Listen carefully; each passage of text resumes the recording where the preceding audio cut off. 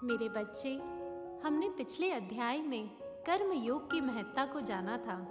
पिछले अध्याय में भगवान बताते हैं कि कर्म तो हर क्षण मनुष्य को करना ही पड़ता है, पर अगर महाराजा जनक की भांति कर्म किए जाए तो सारे भव बंधनों से हम छूट सकते हैं।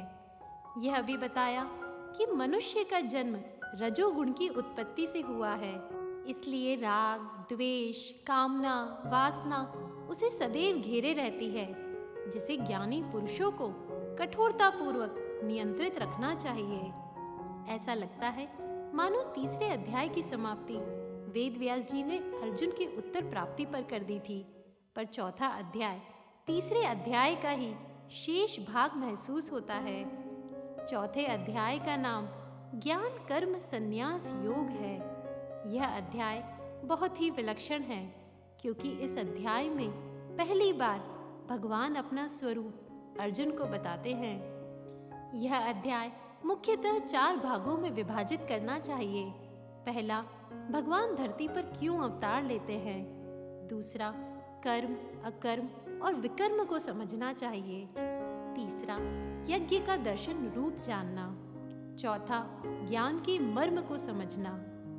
आओ अब हम यह ज्ञान कर्म और संन्यास योग नामक चौथे अध्याय का पाठ प्रारंभ करें। इसकी शुरुआत में भगवान कहते हैं, मैंने इस अविनाशी योग विद्या का उपदेश सृष्टि के आरंभ में सूर्य को दिया था। सूर्य ने यह उपदेश अपने पुत्र मनुष्यों के जन्मदाता मनु को दिया, और मनु ने यह उपदेश अपने पुत्र राजा इक्ष्वाकु को दिया। हे परम तप अर्जुन, इस प्रकार गुरु शिष्य परंपरा से इस ज्ञान को राज ऋषियों ने विधि पूर्वक समझा, किंतु समय के प्रभाव से अब वह ज्ञान इस संसार से नष्ट हो गया है। आज मेरे द्वारा वही प्राचीन योग अर्थात आत्मा का परमात्मा से मिलन का विज्ञान तुझसे कहा जा रहा है, क्योंकि तू मेरा भक्त और प्रिय मित्र भी है। इसलिए तू ही उस उत्तम रहस्य को समझ सकता है। तब अर्जुन भगवान पर शक नहीं करते, पर उनकी स्थिति हमारे जैसी ही है और वे ब्रह्म में आ जाते हैं और भगवान से पूछते हैं, सूर्य देव का जन्म तो सृष्टि के प्रारंभ में हुआ था और आपका जन्म तो अब हुआ है। मैं आपको हमेशा से जानता हूँ, फिर मैं कैसे समझूं कि सृष्टि के आरंभ में आपने ही इस योग का उपदेश दिया था। तब भगवान ने कहा, हे परम तप अर्जुन, मेरे और तेरे अनेकों जन्म हो चुके हैं। मुझे तो वह सभी जन्म याद है, लेकिन तुझे कुछ भी याद नहीं है। हालांकि मैं अजन्मा और अविनाशी समस्त जीव आत्माओं का परमेश्वर होते हुए भी अपनी महामाया को अधीन करके अपनी योग माया से प्रकट हुआ हूँ। कितना सुंदर क्षण है ना मेरे बच्चे। भगवान स्वयं बता रहे हैं कि तू पहचान मुझ परमेश्वर को, मैं तेरे सम्मुख ही खड़ा हूँ। और तब वे अपने आने का उद्देश्य भी बताते हैं। तब गीता का महत्वपूर्ण श्लोक आता है, यदा यदा हि धर्मस्य ग्लानिर्भवति भारत अभ्युत्थानम् अधर्मस्य तदात्मनं सृजाम्यहम् परित्राणाय साधूनां विनाशाय च दुष्कृतां धर्म संस्थापनार्थाय संभवामि युगे युगे। जब जब धर्म की हानि होती है और अधर्म की वृद्धि होती है, तब मैं अपने स्वरूप को प्रकट करता हूँ। भक्तों का उद्धार करने के लिए, दुष्टों का संपूर्ण विनाश करने के लिए और धर्म को फिर से स्थापित करने के लिए मैं हर युग में प्रकट होता हूँ। मेरे बच्चे, मैंने तुमसे पहले भी कहा था, आज का अति विशेष समय पूज्य गुरुदेव ने बताया है। उन्होंने इसे संधि वेला बताई है, और हम देखते भी हैं आज अधर्म और धर्म एक साथ बहुत जोरों से संघर्ष कर रहे हैं। अवांछनीयता अपने चरम पर है, पर आज अच्छाई भी अपने पैर पसार रही है।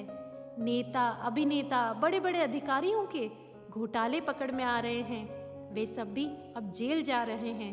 प्राकृतिक आपदाएं चरम पर है, जैसे प्रकृति फिर से सब कुछ खुद ठीक करना चाह रही हो।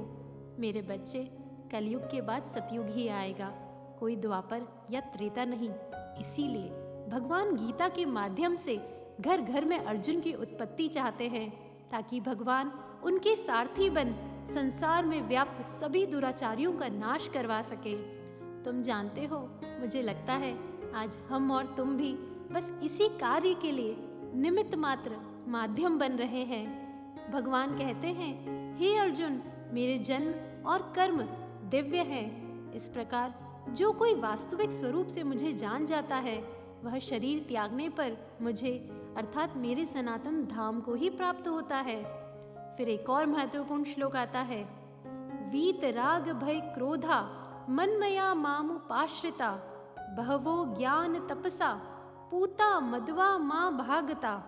वीत राग भय तथा क्रोध से सर्वथा मुक्त होकर अनन्य भाव से जो मेरी भक्ति करता है वह मुझे प्राप्त होता है। तुम जानते हो, यह अति उच्च स्थिति है जो सामान्यतः किसी को भी पाने के लिए मुश्किल हो जाती है।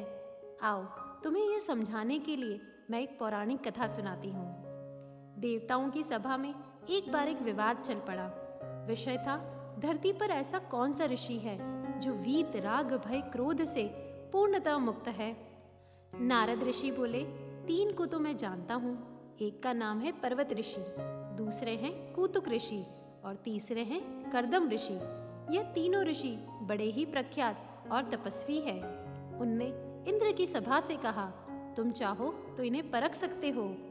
उर्वशी वहीं बैठी थी, हंसी और बोली कि जीवन भर हमने यही काम तो किया है, हमें इन ऋषि गणों को भी परखने का मौका दिया जाए। सभी सहमत हुए। देव सभा द्वारा तीनों ऋषियों का आमंत्रण भेजा गया।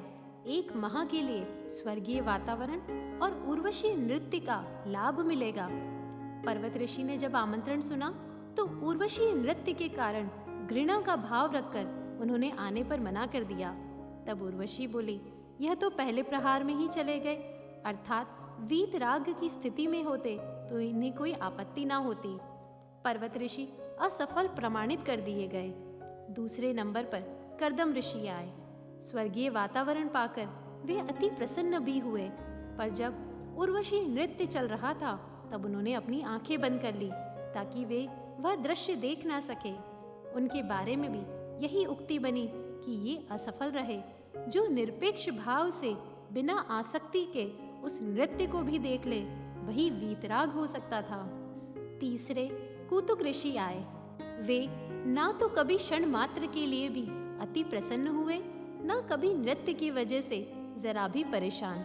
वे अपने नियत कार्य सदैव करते रहते और भगवान की इच्छा समझकर हर स्थिति में समभाव से रहते। 1 माह पूरा हुआ। सभी देवताओं ने एक मत से स्वीकार किया कि कूतुक ऋषि वीत राग स्थिति की परीक्षा में उत्तीर्ण हो गए हैं। रागों से परे, आसक्ति से परे उनका चिंतन है।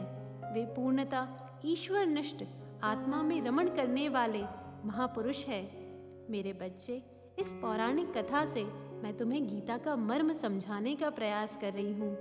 गीता हमें अनुशासन सिखाती है, बताती है हमें इच्छाओं और कामनाओं का त्याग कर भय से मुक्त होकर क्रोध से परे, अर्थात क्रोध जैसी स्थिति हमारे जीवन में रहे ही नहीं, तब हम एक निष्ठ होकर भगवान को समर्पित होकर उनके स्वरूप को पहचान पाएंगे। देखो, आगे भगवान कहते हैं, हे प्रथापुत्र, जो मनुष्य जिस भाव से मेरी शरण ग्रहण करता है मैं उसे उसी भाव के अनुरूप फल देता हूँ। अर्थात हम अक्सर पैसा, घर, आराम, संतान, इन सांसारिक चीजें ही भगवान से मांगते हैं, सो देवतागण हमें वह दे भी देते हैं। परंतु भगवान कहते हैं यह सभी तो अस्थायी और क्षण भर के सुख देने वाली चीजें हैं। कोई मेरी शरण मुझको पाने की चाह करेगा तो मैं उसको मिलूंगा।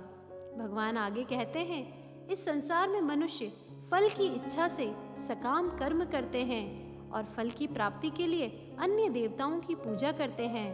मैं उन मनुष्यों को कर्मों का फल इस संसार में निश्चित रूप से दे देता हूँ, पर मोक्ष तो मेरे ही अधीन है, उसे कोई और देवतागण दे ही नहीं सकते। मैंने प्रकृति के 3 गुण सत, रज, तम के आधार पर कर्मों को 4 विभागों में बांटा है। ब्राह्मण, क्षत्रिय, वैश्य, शूद्र भावों में रचा है। मेरे बच्चे, इसे हमें गहराई से समझना चाहिए। भगवान बोलते हैं कि गुण के आधार पर मैंने विभाजन किया है। जैसे जब तक मनुष्य सिर्फ खुद का पेट पालने के लिए काम करता है तो वह शूद्र है, पर अगर वह काम अनेकों तक पहुंचाकर उन्हें और खुद को लाभान्वित करना चाहता है तो ऐसा व्यक्ति वैश्य है। जब मनुष्य अपना सामर्थ्य बढ़ने पर सांसारिक लोगों के भरण पोषण रक्षण का कार्य भी अपने सर ले लेता है तो ऐसा व्यक्ति क्षत्रिय है। और जब मनुष्य सांसारिक वस्तुओं से ऊपर उठ सिर्फ ब्रह्म ज्ञान की ही प्राप्ति कर उसे फैलाने का कर्म करता है तो वह व्यक्ति ब्राह्मण है। समझे मेरे बच्चे, सिर्फ जन्म से किसी का धर्म निर्धारित नहीं होता, हमें कर्म पर भी विशेष ध्यान देना चाहिए। भगवान कहते हैं पर कर्मों के फल में मेरी आसक्ति नहीं है, इसलिए मुझे कर्म लिप्त नहीं करते। जो मनुष्य मुझे तत्व से जान लेता है वह भी कर्मों से नहीं बंधता, अर्थात वे भी उसी अनुसार कर्म करते हैं। वे उन्हें अपने पूर्वजों की भी याद दिलाते हुए कहते हैं, पूर्व काल में मुमुक्षुओं ने भी इसी प्रकार जानकर कर्म किए थे, इसलिए तू भी किए जाने वाले कर्मों को कर।